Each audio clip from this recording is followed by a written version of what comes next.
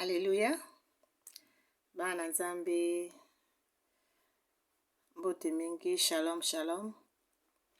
Izanga sœur Nabino Chantal, maman Chantal, la servante de Dieu. Et naye poto partager liloba na Nzambe na mama oyo. Parce que liloba Nzambe oyo eke koma na mama moko bato bakoma olukango. Bazo mona ngo suste.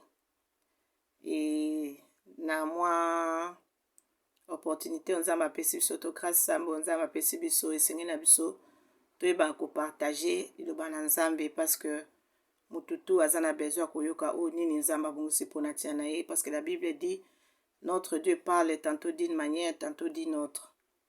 Donc sans plus tarder tokobondela po ete to esenga inspiration ko te pa na Nzambe ete Nzambe afungola apesa biso message oyo ya malamu mpona tia na biso oyo ke osunga bomoi na biso parce que na moment oyo toza na besoin ya koyoka oyo Nzambe abongisi mpona tia na biso bana na ye parce que tolingi tokota na lola. Amen. Tobondele.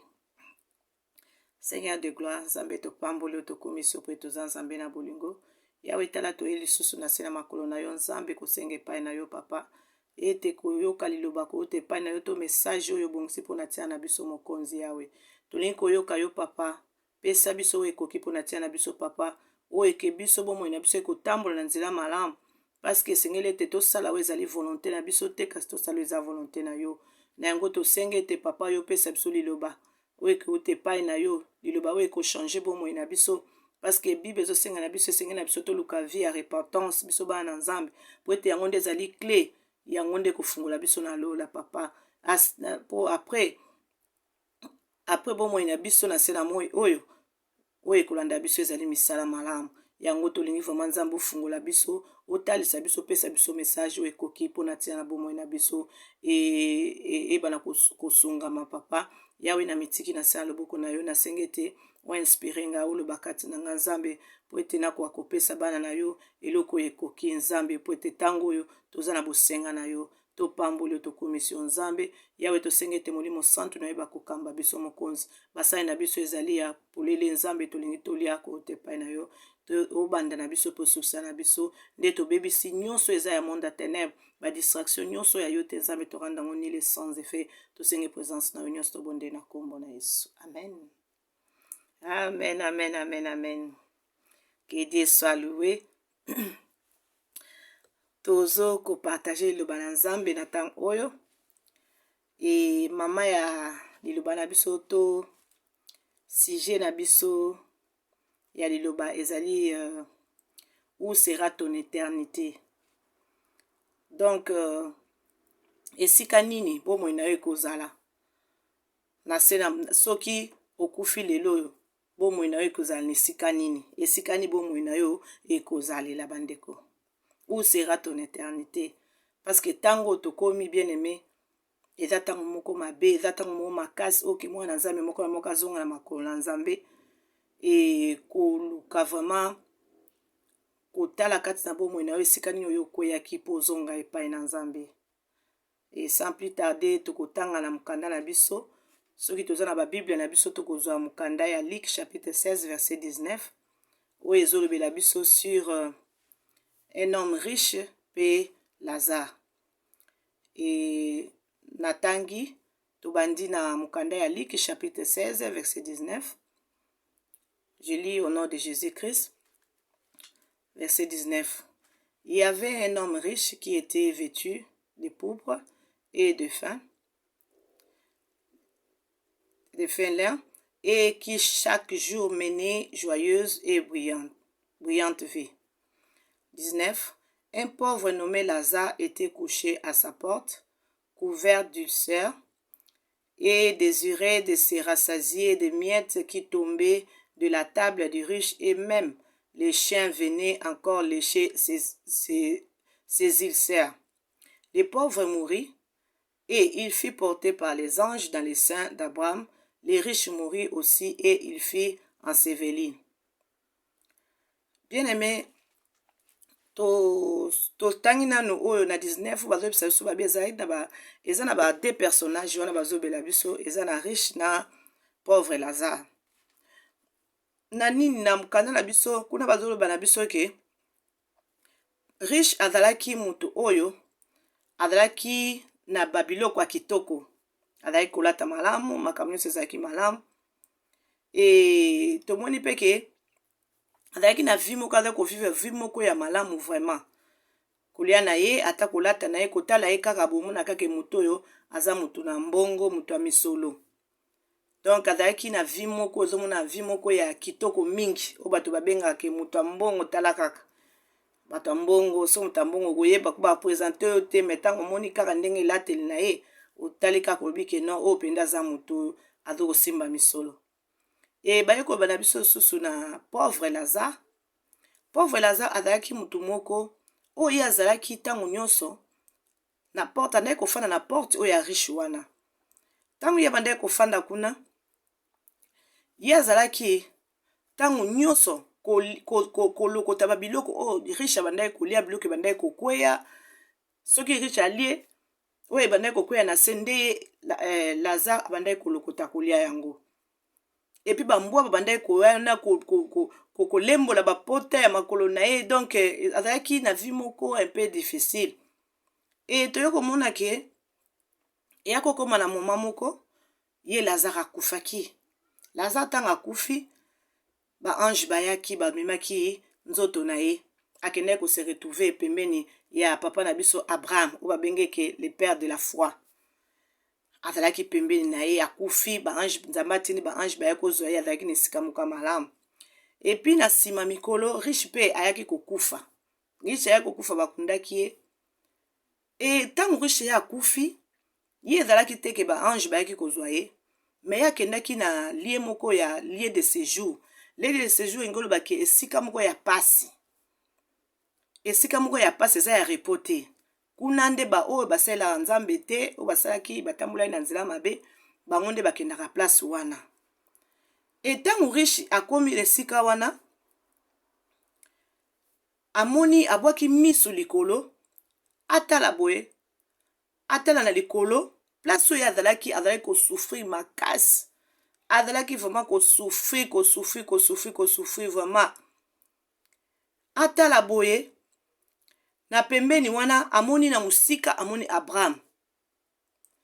Tanga amoni papa na biso Abraham, na pembeni Abraham ayo otala boye, amoni Lazare azalaki pembeni wana.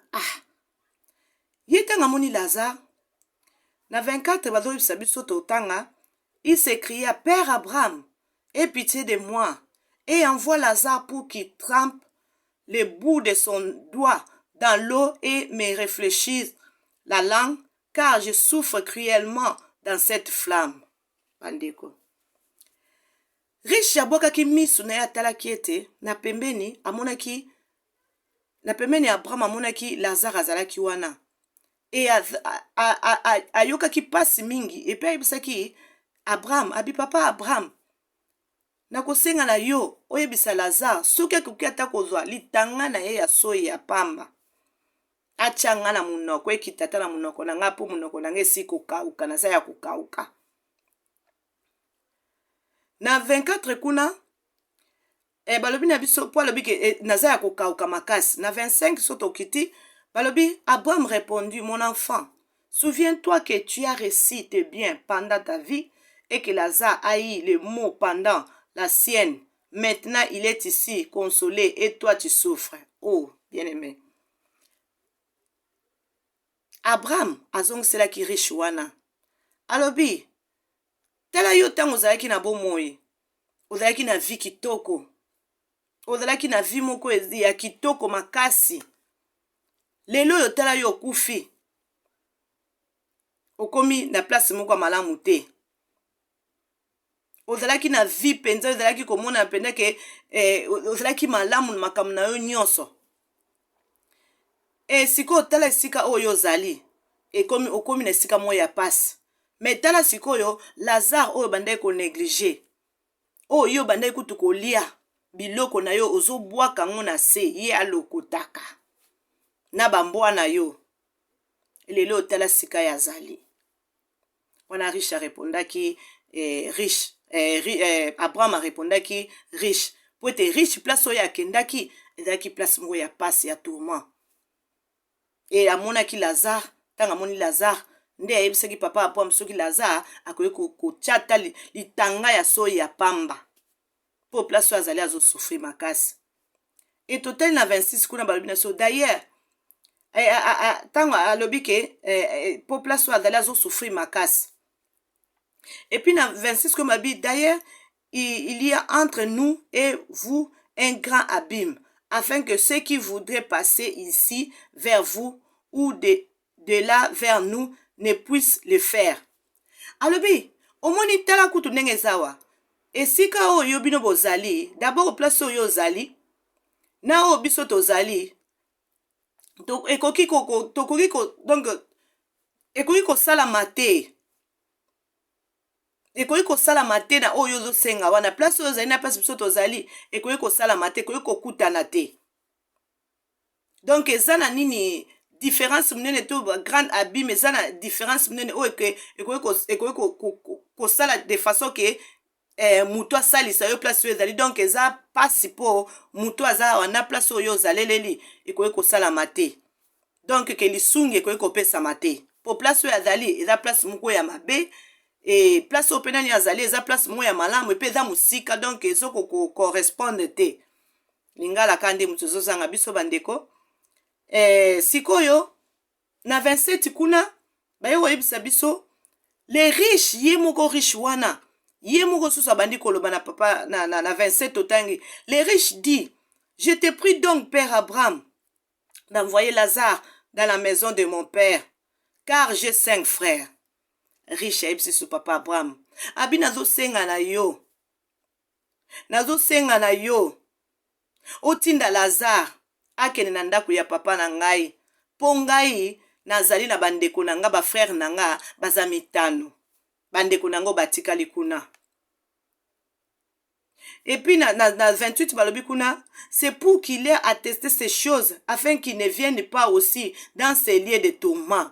Alobi est-ce que papa Abraham okoki kotinda Lazare takende esika baboti na nga bazali, nazala bandeko na ngai mibali baza 5 akende kopesa bango akende bisa bango nouvelle po ete bango pe bakoma esika onga nazali te, parce que esika onga nazali esika moko mabe. Ayebisa bango ete bango bayeba kosala bachange makambo bazosala basala ngo te po bakoma esika onga naza te.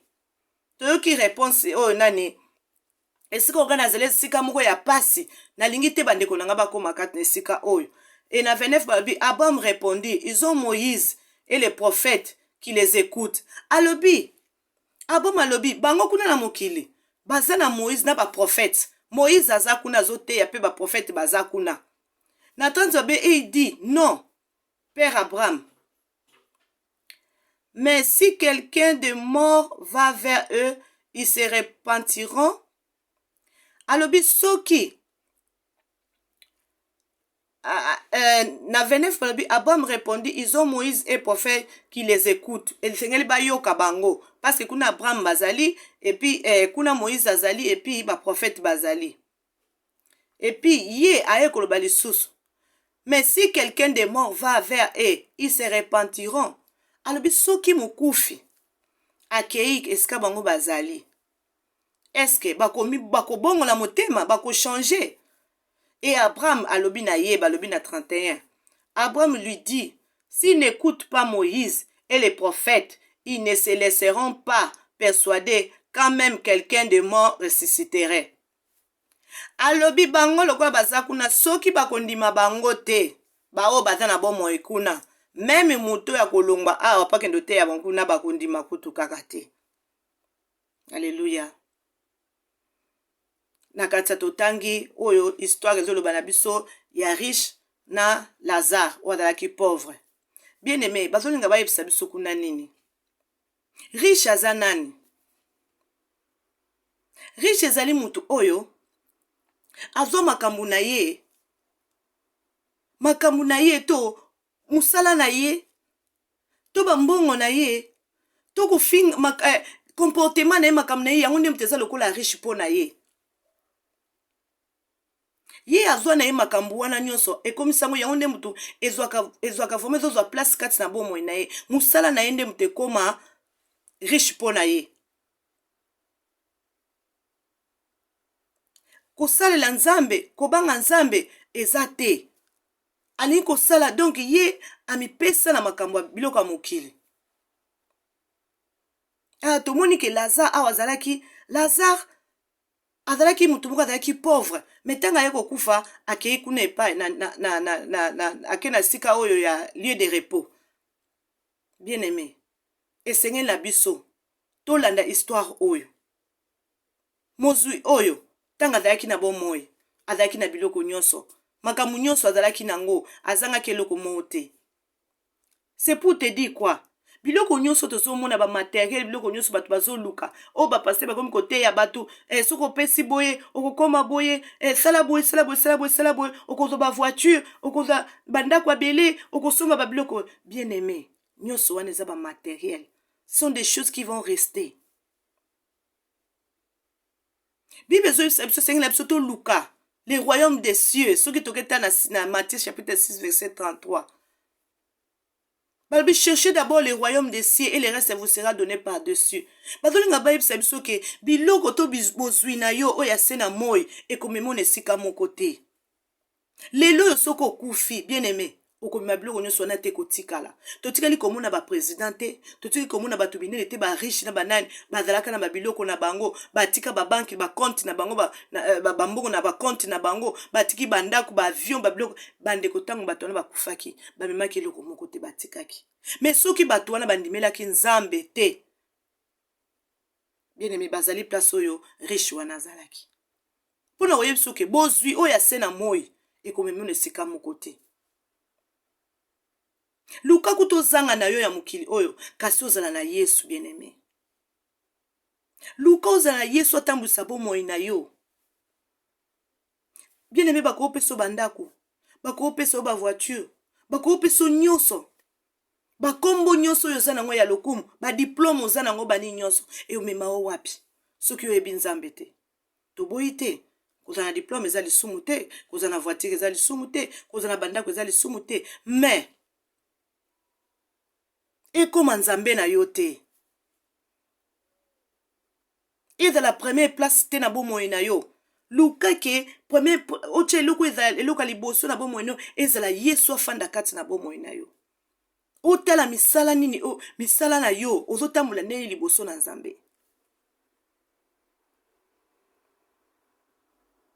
Tozala bato ebele, bato mbongo, bato ndenge na ndenge.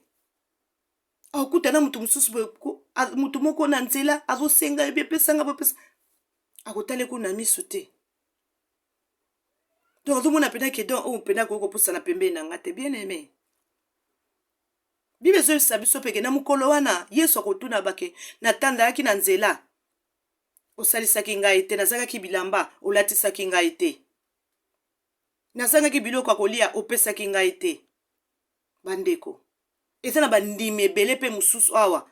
Bazala manzamba pamboli bango. Baza pe na bilamba, baza pe na mbongo, baza pe na banini. Mais bandeko na bango bazo souffrir. Omona tate ke akanisa po yaya tala na bongisi eloko po na yo, elamba po na yo, tala biloko akolia yango, tala tosala ta boye. Bato bele basala yango te. Bien aimé eza biloko na se na moi. Balobi to bongisa na se na moi awa. Balobi après la mort, ce sont nos œuvres qui vont nous suivre. Ba eva ngo ezanini misala malamu o tozosala na se na moi. Tala riche azalaki na babiloko nyonso, azalaki na vie moko brillante. Donc mutu soka tali ekuta oloba kutu te po azalaki bozo, azalaki na nyonso azangaki eloko te. Mais tala Lazare oyo azalaki donc eloko kutu te donc azalaki komona na kutu te. Donc ye azalaki ne kolokota ba miette to biloko bandaki kobwaka na se ye azolokota yango. Riche alobata mkomo te ya kofanda ta na mesa to tiela yo biloko lia ni te. Ye azalaki kolokota biloko bango babandaki kolia. Bamonaki epamba. Na bambwa bazalaki kolembola ye bapota azalaki nango. Donc azalaki komona na penza eloko te na misu na bato. Bien aimé.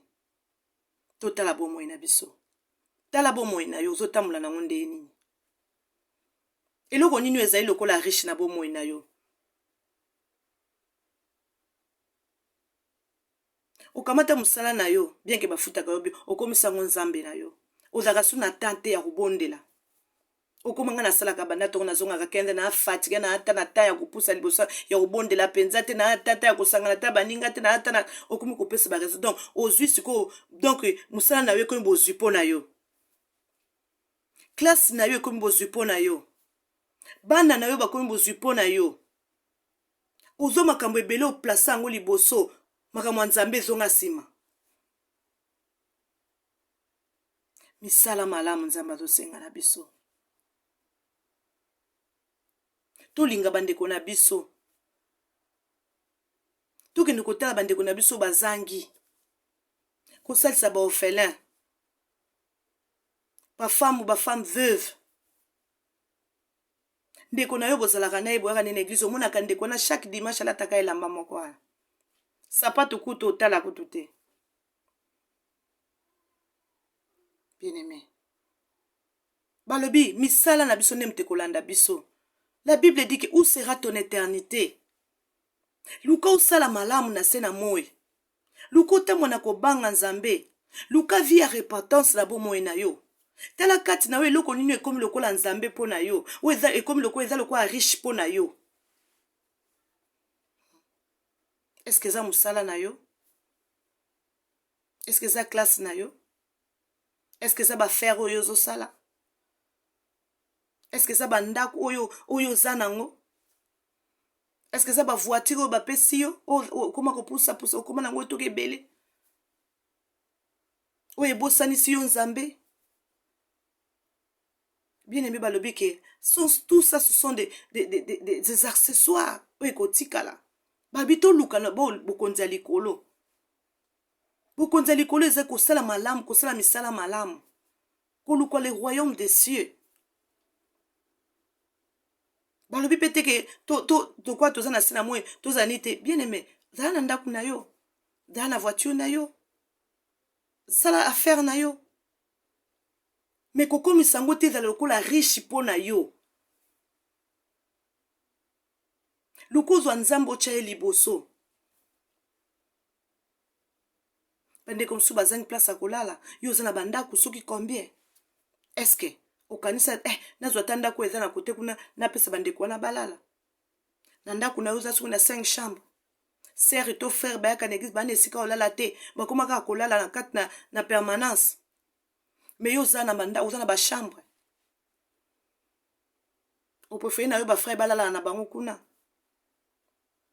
bafrère balala na bango kuna toboyi te eza na bandeko ebele bakoma opesa baraison bandeko mosusu kutu bayambaka bango bakoma kuna aye kosala bakatastrophe biso tokoma kobanga kondima bandimi otie ndimi na ndako na yo akosala bakatastrophe akolanda mwasi na yo akolanda mobali na yo olanda mwana na yo aye kobebisa vi na yo non ndeko kotala oyo wana te bible ezoyesa biso tosala misala malamu yo sala kaka malamu yo kosala te mpo koboya kosala malamu te mpo ndeko wana asalaki boye likambo ekomelaki yo oza ndenge moko na ndeko wana te koki kose compare jamais yo na ndeko wana ata kosala yo mabe mais yo kopense te ke ndeko oyo nga nazosalise un jour aoya kosala nga mabe mais pourquoi soki kosala yo mabe nzambe akofuta ye bien aimé balobi tobongisa na se na moi awa mpo lobi na yo oyebi te bien aimé bible ezoloba na biso ke lelo eza ya biso me lobi eza ya biso te riche ntango azalaki na bomengo ntango azalaki na kati ya bonheur na ye azalaki na makambo nyonso ayebaki te ke un jour ya kokufa ayebaki te ke un jour ya kokufa ayebaki te ke un jour bomoi na ye kozala na esika nini me tala surprise moto oyo abandaki kutu kokipe kutu te abandaki kolia biloko ase me ake okomona ye wapi na esika malamu bien-aimé totambola na kobanga nzambe eloko nini eza ekomi riche mpo na yo eske libala na yo nde epekisi yo sambela eske bano nzambe apesi yo asali mabe nde oza na temps lisusu ya koluka elongi na nzambe te oza na temps lisusu ya kosala baaktivité ya nzambe te likabo nzambe apesa yo okoma kopesa yango barezo ebele tala ko mosala onga nasalaka na temps te yo ozwi temps na yo nyonso okomisa yango nyonso opesa yango na mosala na yo opesa yango na bana na yo opesa yango na ebongo nzambe toboyi te. Il faut qu'on s'occupe na ba famille bana na biso. Mais nzambe pe. Kebe loko yo ozoluka mingi, ozolinga mingi. Ya okabolo na nzambe. Mwasi na ngai. Et la Bible dit que la femme soyez soumise. Ah, soumise, ça m'a bête. Mais soumise wana yango kuyaka sous l'église te bando bala. Mibali mususu kuta koma bi omoni kaka ndenge kaka jour wana to mariage wana kaka. Donc nini pe limite kata na epeka akuna po Bible lobi que la femme soyez soumise. O ngana koloba nde koyoka. Eza te que dimanche faut que dans l'église. Oui, to boyi pété. Mais ko exagérer te. Faut pas ça paye raison pour nini akoko ke l'église te.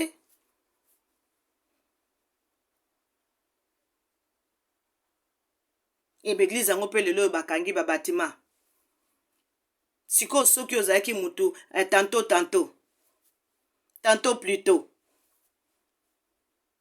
Lelo bufani na katsandako. Po bibezo ba kinzamba fana na ba bâtiment te. Soki total na 1 Corinthiens chapitre 3 16-17 bazo bana biso nini. Savez-vous pas que votre corps est le temple du Saint-Esprit? Pour te dire que nzamba fandaka na babatimata fandaka nde na nzoto na biso. Esika mulimu na nzambe zo fande za motema na biso. Lelo bato nyonso bana confinement na kati ndako wo. Yo siko zaleka muta tantôt plus tôt. Kozonga na makolo na nzambe. Koluka vraiment nzambe sérieusement. Parce que ebi lobi na yo te, où sera ton éternité, mon frère et ma sœur? Lelo soke zuyo, eloko ni okopesa liboso nzambe, okopesa raison nini? Parce que wanda ko yoka pe lelo bana nzambe. Yango moni nzamba dans nzambe na mawa. Amoni ke bien que bato bandai ko ke na église, mais bandai ko kende ko sepelisa nde makolo, bandai ko mande makolo na bango, mais mitema na bango te. Bien aimé soko tel ba catastrophe sami na kati ya église. On dit matin. Na ba pasteur, na ba ndimi, ba yembi, ba prophète, ba apôtre. Et ça va catastrophe. Mais nazo yebisa o lelo. Nzambe wana za nzamba mawa. Où sera ton éternité? Soki obongisi lelo te. Bongisa mokolo la lelo. Parce que lobi esa ya yo te. Kolinga kozala te lokola riche wana. Ya monaka ki richesse na ye. Amonaki kaka ke ye mtakoki. Donc ayeba ekutu sute ke liwe zalaka. Atambolaki atambusa bo monende ngalingaki. Mais nzambe oyo oyo mo atinaki Yesu kisa kufa pona tina na yo na ngai. Amoni ke bien que obandai ko kende église mais obandai ko kende le makamu susu na intérêt na yo songolo. Mais na tango oyo ya confinement asengi na yo zonga na makolo na ye. Po obongisa susu nzela na yo malamu. Obongisa ke lelo soki ezwi yo bomoi na yo ezala na esika malamu. Bien aimé soko okufi bomoi na yo nde bute kokende eza nzoto te. Tala na tango oyo na ba riche na bato minene ba homme d'affaires bango nyonso bakangami tozala kati ya ndako biso nyonso. Nana kobima. Mais nazoyebisa yo yo riche. Yo homme d'affaires, femme d'affaires. Zamba alingi ateya yo. Ayebiso lelo tala bomoi na yo. Eloko ni yo bandai kozwa mingi ezalaki bozwi mpo na yo.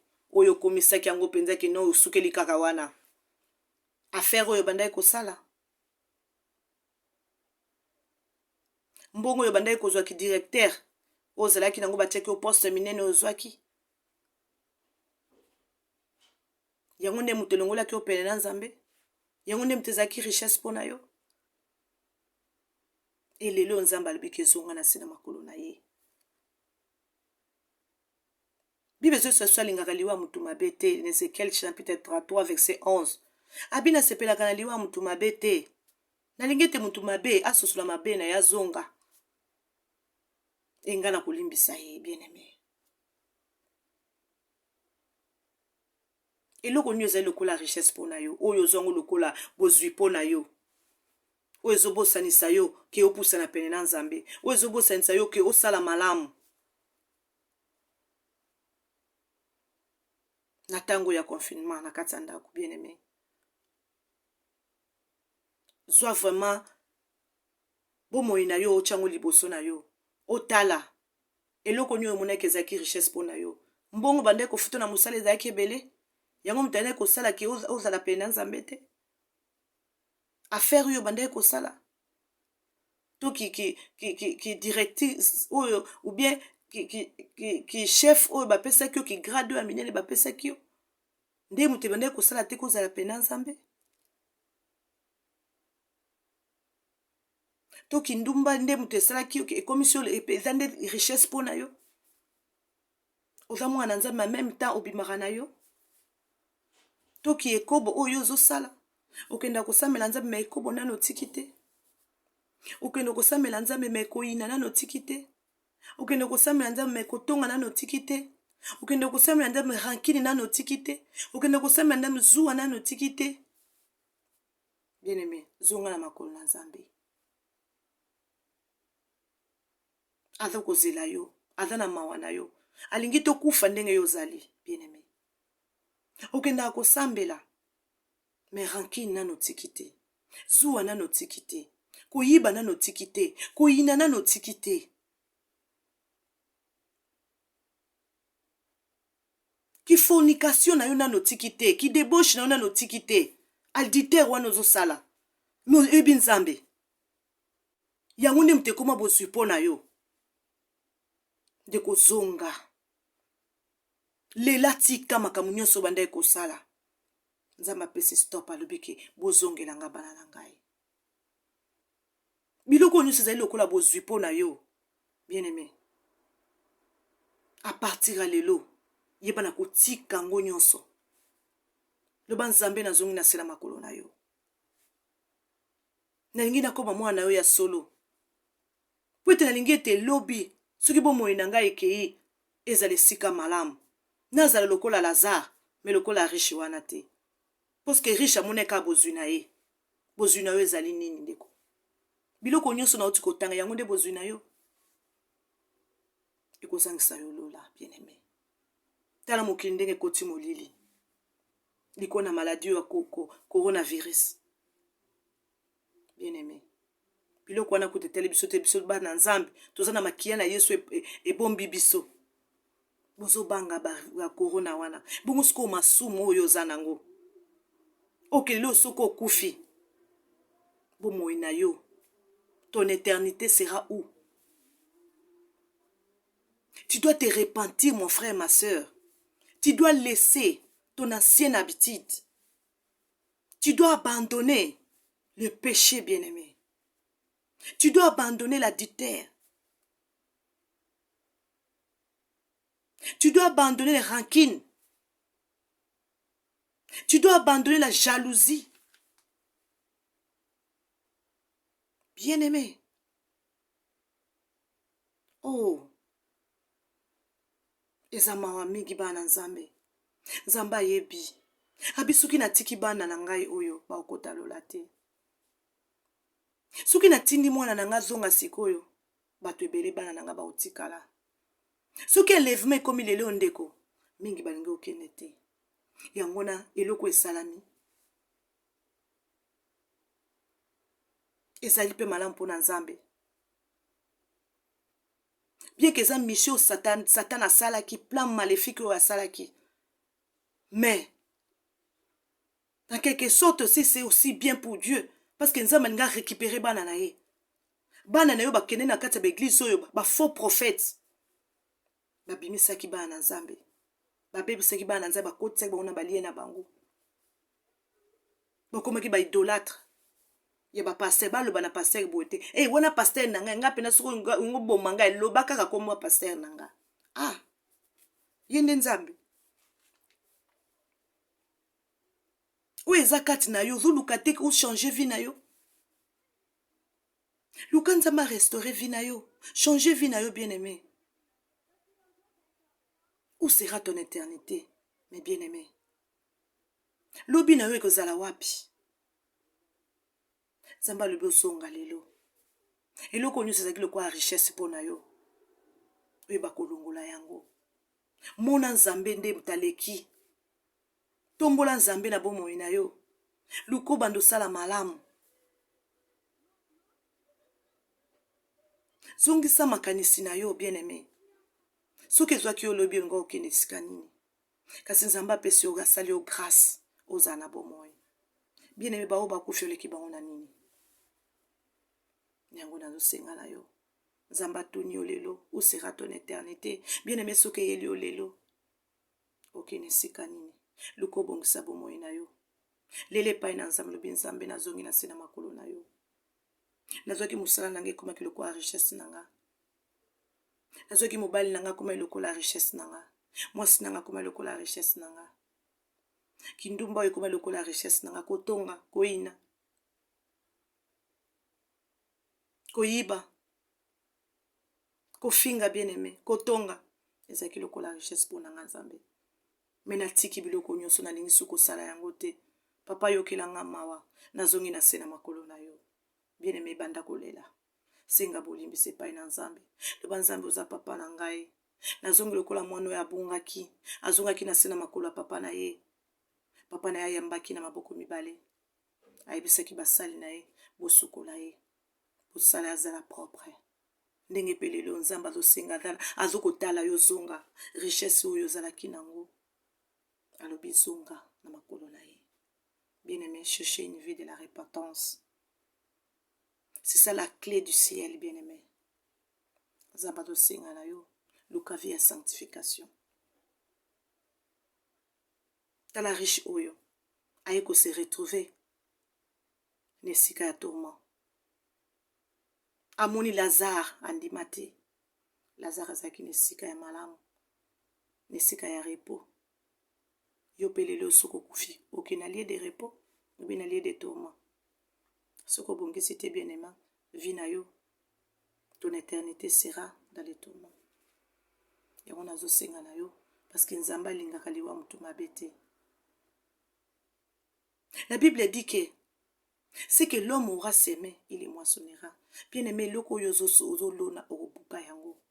Mais nzamba lingiti. Alobi zonga. Zonga. Le salaire du péché, c'est la mort, bien-aimé.